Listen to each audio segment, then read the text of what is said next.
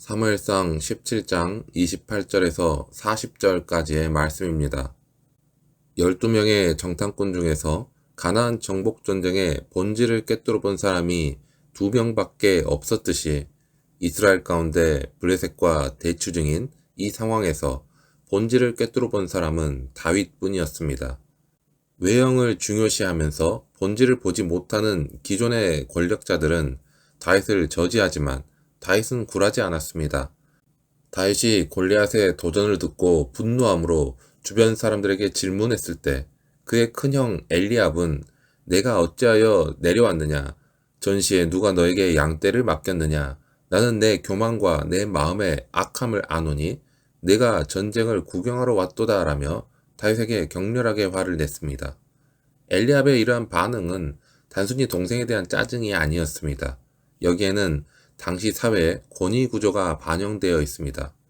장남으로서 엘리압은 가족 내에서 강력한 권위를 가지고 있었습니다. 다윗은 막내 아들이었기 때문에 형의 권위에 순종해야 하는 위치였습니다. 더욱이 전쟁이라는 엄중한 상황 속에서 형의 이러한 질책은 더욱 무겁게 느껴졌을 수도 있습니다. 엘리압은 다윗을 향해서 너의 교만과 너의 마음의 악함을 아노니 라고 비난했습니다. 그는 다윗의 행동을 철없는 막내 동생의 객기로 치부하면서 다윗의 진심을 왜곡해 했습니다. 엘리압은 다윗이 전쟁의 본질, 즉 이스라엘의 존망이 걸린 심각한 상황을 제대로 이해하지 못하고 있다고 생각했던 것입니다. 그의 눈에는 다윗이 그저 전쟁을 구경하러 온 철없는 동생으로 보였을 뿐이었습니다. 엘리압의 권위 앞에서도 다윗은 쉽게 물러서지 않았습니다. 그는 무슨 잘못을 하였나이까? 어찌 이유가 없으리까? 라고 반문하면서 자신의 행동에 정당한 이유가 있다는 것을 분명하게 밝힙니다. 그리고 엘리압과의 대화에서 물러서지 않으면서 다른 사람들에게 나아가서 계속해서 골리앗에 대한 질문을 던집니다. 다윗은 형의 권위에 굴복하기보다는 자신이 느낀 의로움과 하나님의 영광을 위한 열정을 포기하지 않았던 것입니다. 이 장면에서 우리는 세상적인 권위가 때로는 진실을 가리고 하나님의 뜻을 가로막을 수 있다는 것을 볼 수 있습니다. 엘리압은 장남이라는 권위 그리고 전쟁이라는 상황 속에서 형성된 자신의 판단 기준에 갇혀서 다윗의 진심을 제대로 보지 못했습니다. 그런데 다윗과 엘리압이 나눈 대화를 듣고 다윗이 했던 말을 어떤 사람이 사울 왕에게 전하자 사울은 직접 다윗을 불러서 그의 이야기를 듣습니다. 사울은 이스라엘의 왕이자 군대의 총사령관으로서 막강한 권위를 가진 인물이었습니다. 하지만 이러한 사울 역시 처음에는 다윗의 말을 믿지 못했습니다. 33절에서 사울은 내가 가서 저 블레셋 사람과 싸울 수 없으리니 너는 소년이요 그는 어려서부터 용사임이라 라며 다윗의 용기를 폄하합니다. 사울의 이러한 반응은 어쩌면 지극히 현실적이고 합리적인 판단입니다. 세상적인 기준으로 볼 때 다윗은 골리앗과 싸울 수 있는 어떠한 조건도 갖추지 못했습니다. 다윗은 겨우 소년에 불과했고 전쟁 경험도 없었습니다. 반면에 골리앗은 어려서부터 용사로 훈련을 받은 거대한 장수였습니다. 사울은 왕으로서 그리고 군대의 지도자로서 당연히 승산이 낮은 싸움을 피하고 싶었을 것입니다. 그러나 다윗은 사울의 이러한 권위 앞에서도 굴하지 않고 자신의 믿음을 담대하게 고백합니다. 34절에서 37절을 보면 다윗은 자신이 목동으로서 맹수들과 싸워 양떼를 지켰던 경험을 이야기하면서 하나님께서 자신을 사자와 곰의 발톱에서 건져내셨듯이 골리앗의 손에서도 건져내실 것을 확신한다고 말합니다. 다윗의 이러한 확신은 단순히 용기나 객기가 아니었습니다. 그것은 지난 날들을 통해 경험한 하나님의 신실하심에 대한 굳건한 믿음에서 비롯된 것이었습니다. 사울은 다윗의 이 말을 듣고 마침내 마음을 바꾸게 됩니다. 37절 하반절에서 사울은 다윗에게 가라, 여호와께서 너와 함께 계시기를 원하노라 라고 말하며 다윗을 보내줍니다. 왕의 권위, 그리고 현실적인 판단과 세상적인 기준 모두가 다윗에게 불리했지만 다윗의 믿음은 이러한 모든 권위를 뛰어넘는 설득력을 가졌던 것입니다. 사울은 다윗의 믿음에서 세상적인 권위와는 다른 더 크고 강력한 힘이 존재한다는 것을 어렴풋이 느꼈을지도 모릅니다. 사울은 다윗에게 자신의 군복과 투구와 갑옷을 입히고 칼까지 차게 합니다. 왕이 직접 자신의 군복을 내어주는 것은 다윗에 대한 신뢰를 보여주는 행동이자 동시에 다윗에게 왕의 권위를 덧입혀주는 상징적인 행위였습니다. 그러나 다윗은 사울이 제공한 이러한 겉모습, 즉 세상적인 권위와 힘의 상징들을 거부합니다. 다윗은 사울의 군복을 입고 익숙하지 못함으로 시험적으로 걸어보다가 나는 이것들을 입고 가지 못하겠습니다. 나는 익숙하지 못하나이다 라고 말하고 그것을 다 벗게 됩니다. 다윗에게 있어서 사울의 군복은 겉옷에 불과했습니다. 그것은 다윗의 본질, 즉 하나님을 향한 믿음과 하나님께서 주신 능력과는 전혀 어울리지 않는 껍데기에 불과했습니다. 다윗은 겉모습으로 포장된 세상적인 권위와 힘이 아닌 자신이 가진 본질적인 능력, 즉 하나님께서 함께 하심을 믿는 믿음으로 골리앗 앞에 나아가기로 결단합니다. 다윗이 선택한 무기는 칼이나 갑옷과 같은 화려한 장비가 아니었습니다.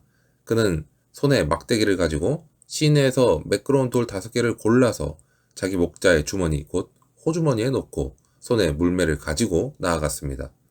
다윗이 사용한 것은 목동으로서 항상 사용하던 익숙한 물건들이었습니다. 그것들은 세상적으로 볼 때 너무나 보잘것없고 초라해 보였지만 다윗에게 있어서는 하나님께서 주신 능력을 담아내는 도구였습니다. 다윗은 껍데기가 아닌 본질, 즉 하나님께서 주시는 능력과 자신이 가진 믿음에 집중했던 것입니다.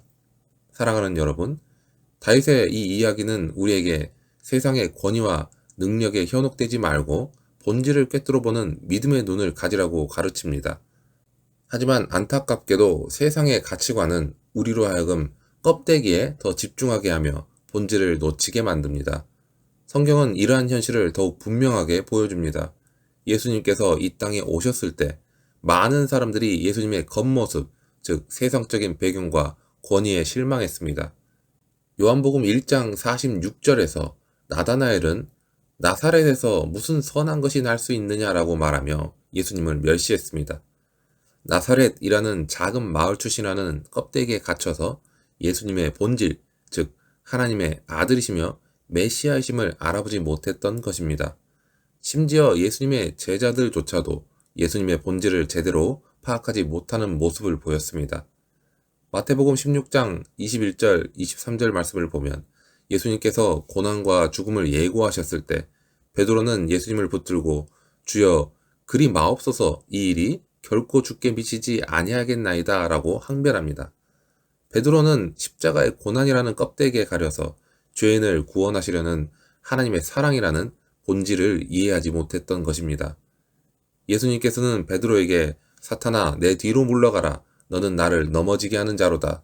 내가 하나님의 일을 생각하지 아니하고 도리어 사람의 일을 생각하는도다 라고 책망하시며 본질을 놓친 베드로의 모습을 질책하셨습니다. 고린도전서 1장 26절에서 29절 말씀은 더욱 분명하게 세상의 지혜와 하나님의 지혜가 다르다는 것을 보여줍니다.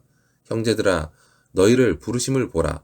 육체를 따라 지혜로운 자가 많지 아니하며 능한 자가 많지 아니하며 문벌 좋은 자가 많지 아니하도다.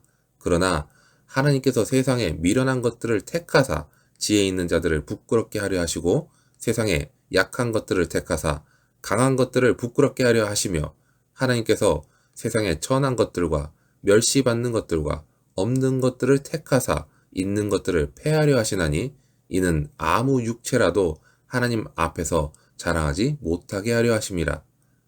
세상은 지혜롭고 능하고 문벌 좋은 자들을 높이지만 하나님께서는 세상의 기준으로 볼 때 미련하고 약하고 천하고 멸시받는 자들을 택하셔서 오히려 세상의 지혜로운 자들을 부끄럽게 하신다고 말씀하십니다. 이는 하나님의 능력이 세상적인 껍데기, 즉 세상적인 권위나 능력이 아니라 오히려 약함과 부족함 속에서 더욱 분명하게 드러나기 때문입니다. 진정으로 본질을 파악하고 진리를 바르게 가르치는 자는 세상적으로 볼 때 소수에 불과할 수도 있습니다.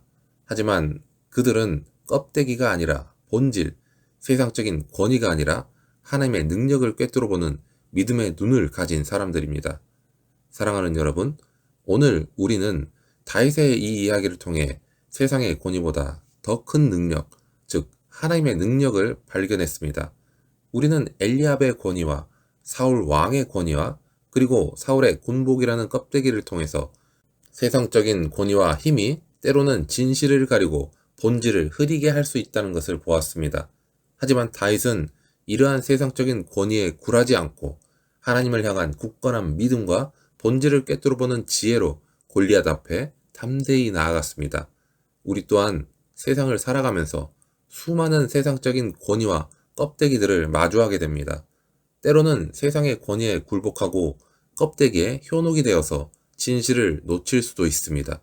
하지만 다윗처럼 본질을 파악하고 하나님을 향한 믿음을 굳건히 지켜나갈 때 우리는 세상의 권위를 뛰어넘는 하나님의 능력을 경험하며 살아갈 수 있습니다.